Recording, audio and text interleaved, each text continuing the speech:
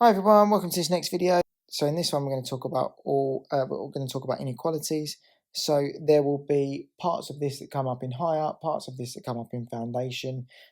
So I'll kind of let you know which ones would be higher and which ones foundation pupils wouldn't need to worry too much about. But let's jump straight in, looking at all of these signs to start with. So there are 1, 2, 3, 4 signs.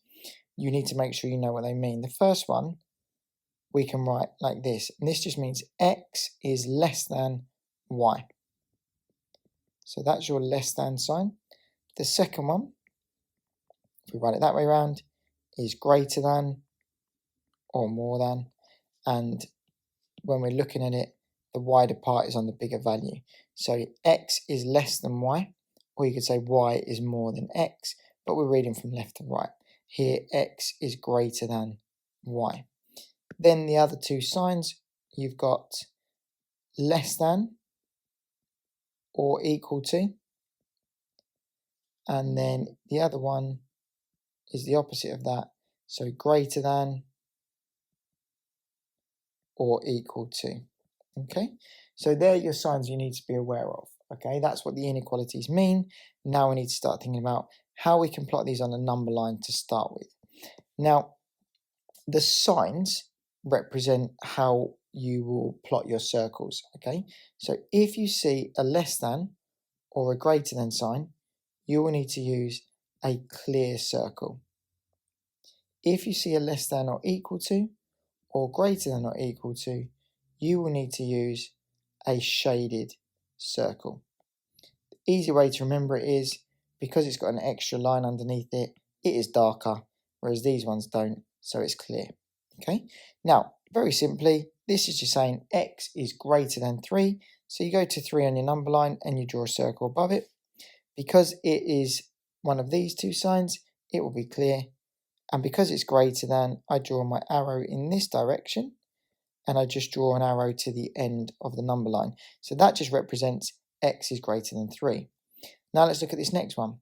This says x is less than or equal to 5. So I go to 5, I draw a circle, I look over here, it is shaded because it's equal to, but this time because it says less than, my arrow has to go in the opposite direction, and I'm saying therefore that x is less than or equal to 5.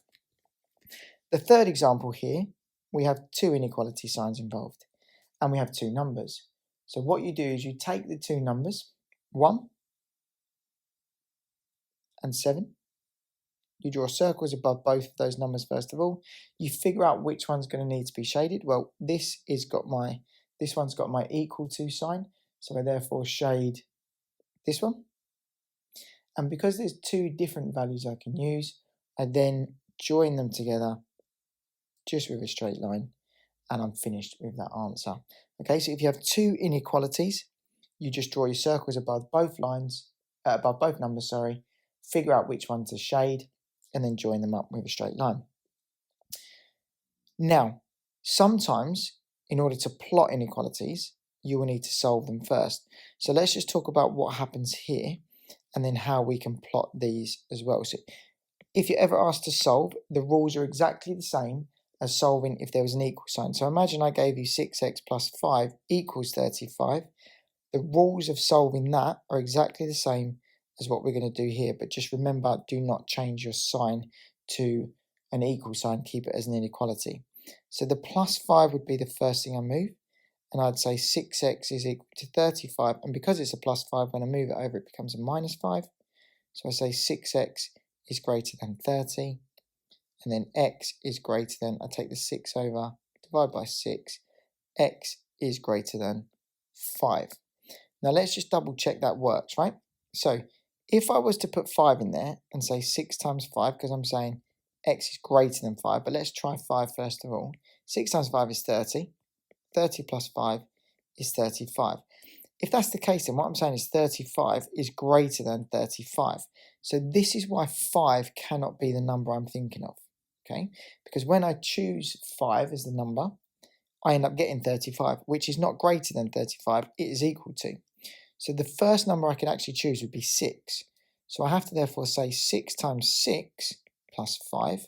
Well, 6 times 6 is 36, plus 5 is 41, and 41 is greater than 35. So that's why 6 is the first number that actually would be my answer in that. But I can write my answer as x is greater than 5. It cannot be 5. Let's look at this next example now where we've got x's on both sides of the inequality sign. You move the smaller x because it's going to make things a little bit easier in terms of solving. We take that over this side as well. So because I'm moving the x to the left, I'm moving the number the other side. So that becomes 8x, and because it's a plus 6x on the right, it becomes a minus 6x. Is greater than or equal to, the 20 hasn't moved, and the minus 4 becomes a plus 4. Well, 8x minus 6x is 2x, is greater than or equal to 24, and then take the 2 over, divide by 2, x is greater than or equal to 12. Now, that actually can be 12 in this case because of the equal to sign. So that would be me solving that equation. Now let's look at this one. A little bit different because I'm actually now going to move this x this side because that is my smaller x. And then I'm going to move this 22 this side. So it becomes 7. That's a positive 22. It becomes minus 22. Is greater than or equal to 8x. And this is going to become minus 3x. Well, 7 minus 22 gives me minus 15. Is greater than or equal to 5x. Take the 5 over and divide by 5. So we're saying minus 3 is greater than or equal to x. Now, this is not the correct notation for inequalities. What we need to make sure is that the x value is first. If we think about what we've got here, we're saying minus 3 is greater than or equal to x. With inequalities, you need to make sure that the x value comes first. So actually what we need to do is flip this around. So we therefore can say if minus 3 is greater than or equal to x, x is actually less than or equal to minus 3. So think about it as x being the number you're thinking of. The number I'm thinking, the minus 3 is bigger than or equal to the number I'm thinking of. Therefore, the number I'm thinking of has to be less than minus 3. And you have to make sure you write it that way round because this notation here is incorrect because the x is not first. Okay, final one we're going to look at here then is when we have two inequality signs and we need to solve the inequality. So a bit of a shortcut, a bit of a trick is actually what we're going to do is take this minus 1, but we're just going to take it both sides. So instead of it being minus 1, we move it, it becomes plus 1 on that side, and it becomes plus 1 on that side. So we end up with 16 is less than or equal to 4x, which is less than or equal to 28. And then we'd get rid of this 4, so it becomes a divide by 4 on that side, and a divide by 4 on that side. 16 divided by 4 is 4, which is less than or equal to, x is now its own, which is less than or equal to 7. So this would be my answer. And if I was asked, I could then plot that on a number line. So if I was then being asked to plot that, I'd go 1, 2, 3, 4, that's 4, 5, 6, 7, 7's there, draw a circle above that, draw a circle above that, colour them both in, because they're both equal to, draw a line between. That would be me plotting that on a number line as well. From here, what you could also be asked is to write the integer values that satisfy this inequality. Now, if we get to this point here, what we're saying is 4 is less than or equal to the number I'm thinking of, and the number I'm thinking of is less than or equal to 7. So what numbers could it possibly be? You could say it can be 4, it can be 5, it can be 6, and it can be 7. Because it can be equal to 4 or 7, it can include both of those values as well. So sometimes you might be asked to write the integer values that satisfy the inequality as well. In this case, those would be my integer values. Okay, what you can do now is you could have a go at answering this question if you wanted to, just to see whether or not you can understand what I've been through there. The only difference here is you've got this divide by 3. Think about how you would deal with that divide by 3. Then you can plot it on a number line. Pause the video if you want to. If not, I'm about to go through it.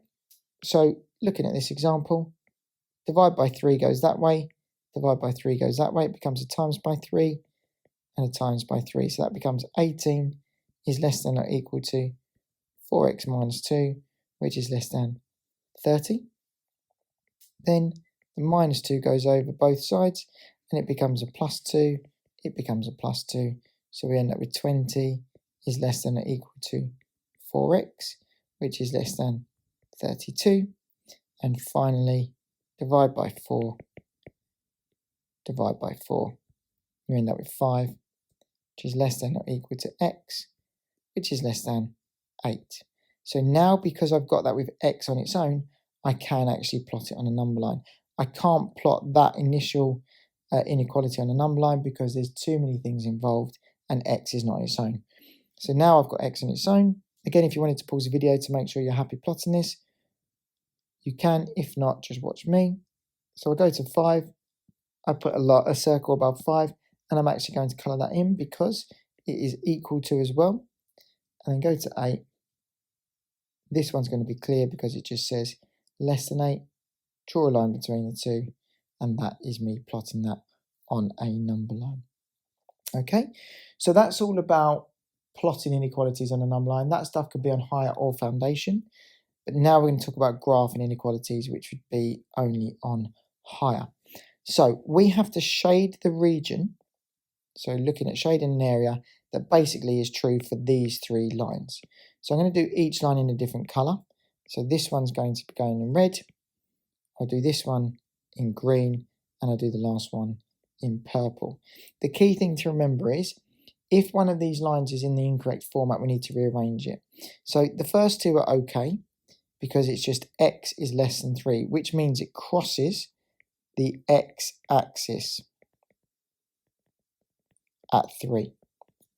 So I go to 3 on my x-axis, this is x, this is y, and similar to what we spoke about previously when we were plotting on a number line, if you see a less than or equal, if you see a greater than or a less than sign, you're going to use a dotted line.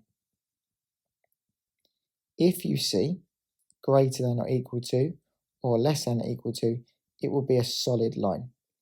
Okay, so in this case, the first one here in red is less than, so it's going to be a dotted line and it crosses the x-axis at 3, so I'm going to draw a dotted line at 3.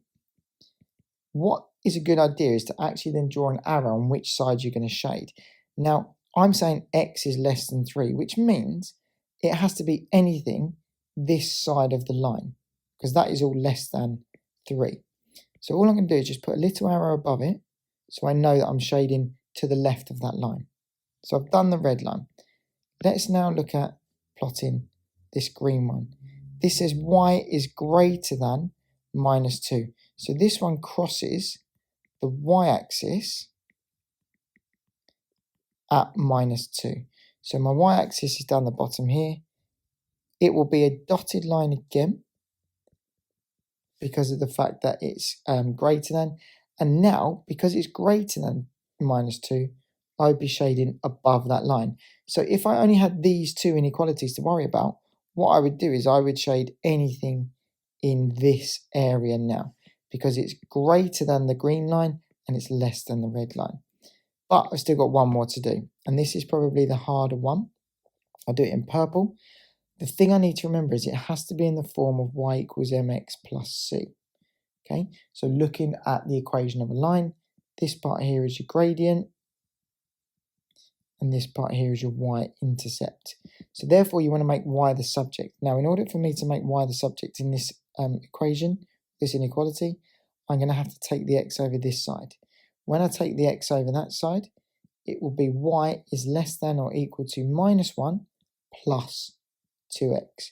Now, although that's not in exactly the same format as that, the x and the number are both on one side and the y is on the other side, so this is okay. Now, shortcut to plotting this. This bit here is my y-intercept. So you go to minus 1 on your y-axis. The gradient is 2.